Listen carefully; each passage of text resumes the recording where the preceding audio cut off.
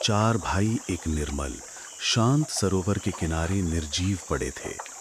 न कोई घाव, न खून, बस सन्नाटा। और पांचवां युधिष्ठिर उनके सामने खड़ा था। उसे एक ऐसे अस्तित्व का सामना करना था जिसके सवाल मन को तोड़ सकते थे। ये है वो दिन जब यक्ष ने पांडवों की परीक्षा ली।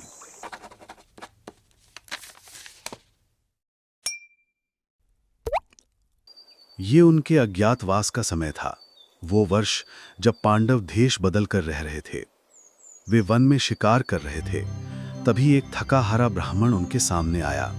वो अपनी धोती थामे हाँफ रहा था। उसने कहा, मेरी पूजा के लिए लाया गया पवित्र कुश का पूला हिरन ले गया है।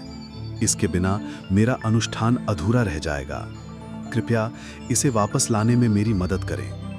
पांडव तुरंत तैयार हो गए और खोज में अलग अलग दिशाओं में निकल पड़े। घंटों बीत गए, हिरन कहीं दिखाई नहीं दिया। तभी युधिष्ठिर ने पानी की आवाज सुनी। वो एक खुली जगह पहुंचे और ठिठक गए। भीम, अर्जुन, नकुल और सहदेव सरोवर के किनारे पड़े थे, निश्वास।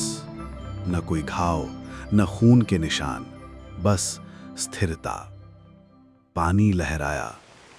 उसकी गहराइयों से एक विशालकाय आकृति उभरी, जिसकी आंखें पिघले सोने की तरह चमक रही थीं। एक यक्ष। यक्ष बोला, ये सरोवर मेरा है। एक ने मेरी चेतावनी अनसुनी की। एक मेरी परीक्षा में असफल रहा। एक अहंकार से टूट गया। एक ने सवाल का जवाब देना ही नहीं चाहा। यदि तुम मेरे सवालों का उत्तर दोगे तो पानी पी सकते हो और अपने भाइयों के शव ले जा सकते हो। यदि असफल हुए तो तुम भी इनके साथ लेटे मिलोगे। युधिष्ठिर ने झुककर कहा, मैं वो नहीं लूंगा जो मेरा नहीं है। यदि इस पानी की कीमत है तो पूछो, मैं उत्तर दूंगा। पहला सवाल हवा में तीर की तरह चुभा। सबसे बड़ा आश्चर्य क्या है? युधिष्ठिर बोले, हर दिन असंख्य लोग मरते हैं। स्त्री, पुरुष, छोटे बड़े, हम हर घर हर राह में मृत्यु देखते हैं। फिर भी अपने निर्णयों में ऐसे जीते हैं मानो हम सदा जीवित रहेंगे। निर्णय लेते समय भूल जाते हैं कि मृत्यु हमें भी आएगी। यदि मनुष्य के पास स्वतंत्र इच्छा है, यक्ष गरजे, तो अधिकांश लोग अदृश्य जंजीरों में बंधे क्यों हैं? निर्णय लेने और अपने सपनों के लिए प्रयास करने से डरते क्यों हैं? युधिष्ठिर बोले, क्योंकि सच्ची स्वतंत्रता जिम्मेदारी मांगती है। अधिकांश लोग उस सुविधा में रहना पसंद करते हैं जो उन्हें ज्ञात है, भले ही वो एक कैदखाना हो, बजाय इसके कि अपने सपनों के पीछे जाने की अनिश्चितता का सामना करें। परिचित दुख असफलता के डर से सुरक्षित लगता है। अहंकार क्या है?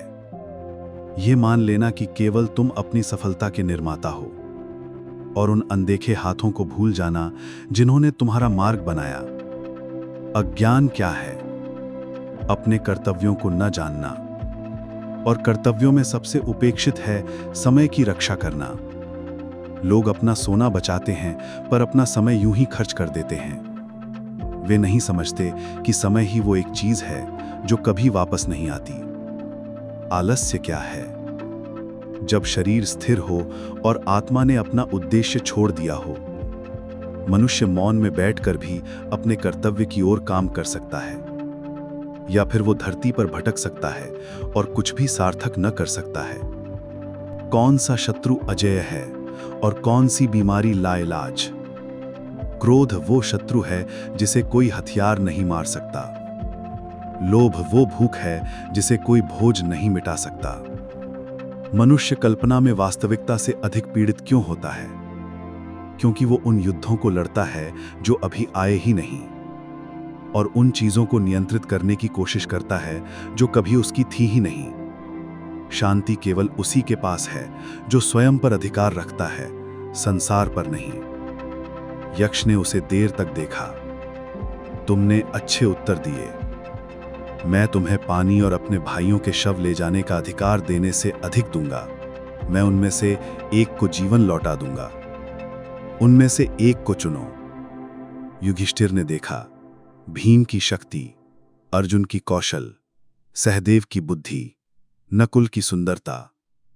उन्होंने कहा, नकुल।